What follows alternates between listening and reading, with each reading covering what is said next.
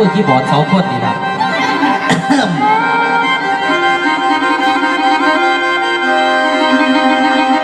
ละมาบัดนี้พอเมื่อฝนสั่งฟ้าเอิดละโมเด้อฟุกป่าเขาอยู่หน้ากะจีเขียวห้องใบย้ำลมตองละน้ำเต็มหน้าป่ามันบอดมาอ่อนซ่อนคือมันมวดได้ฟังเสียงฟ้าห้องหวนคือศิลาจากแล้วว่าปีหน้าจังพบกันหอยไปหาผ่าว่าอย่างไรเป็นยังไงไปฟันป่าละทงอีสานย้ำนี่ดันเห็นแล้วมวนชวนลงไหลยืนคัดแท้แนมไก่ไก่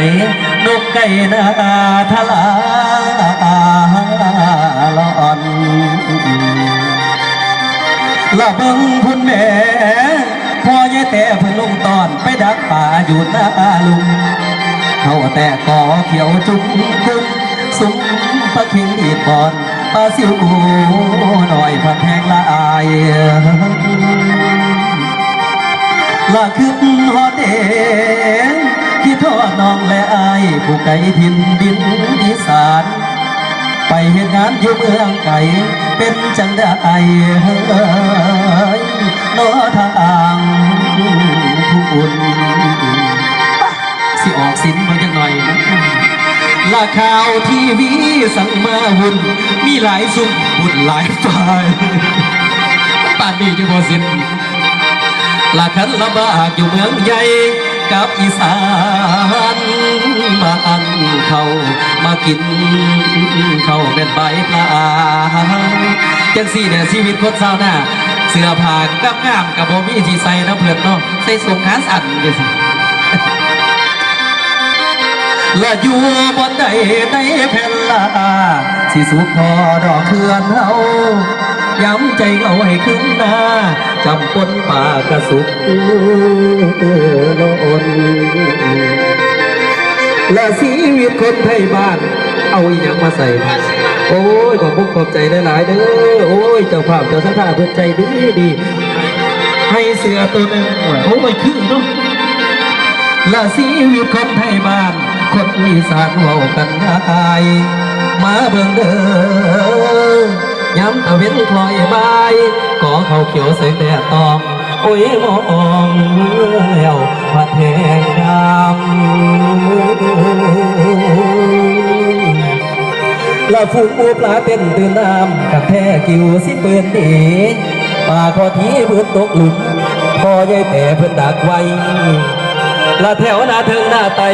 แนมไปใส่น้ำหล่นกลีเสียดายเด้ป่าลูกครอกพัดลงลีเสียงของลุงและป่าเพิ่นถามท่วงเป็นข่าวแล้วถามข่าวถึงลูกเต้าปันใดสิมาอีกบ่แล้วถามข่าวถึงโจน้อยสิมาบ่ออกพรรษาฝากเงินมาให้พ่อปุ๋ยเดียบ่นอลูกชายต้นละต้อยบ่โดนเสียงกองแรงยาคู่เจ้าดังมากองหวนได้ฟังแล้วสมาบวนคือดนตรีกลับทุ่งโอ้ยฟังแล้วเป็นสะอ่อนละนี่แหละคำคาก่อนของท้องถิ่นดินอีสานเป็นวิมานของคนจนแบบนั่งพอนกระสุกน้ำ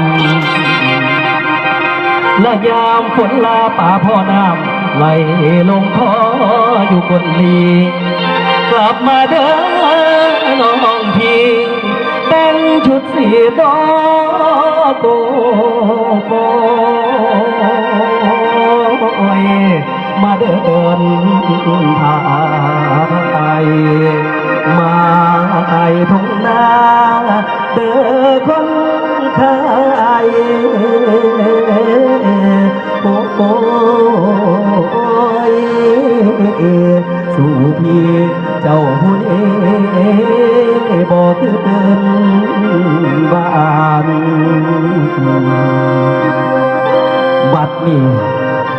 ถือว่าได้ปลากระหลายตัวเติบเด้อเนาะเอาสิเอาเมื่อตกแล้วบาดนี้เนาะสิเมื่อเฮือนเมื่อซ่านก่อนไปหาลูกหาเต่าแล้วบาดนี้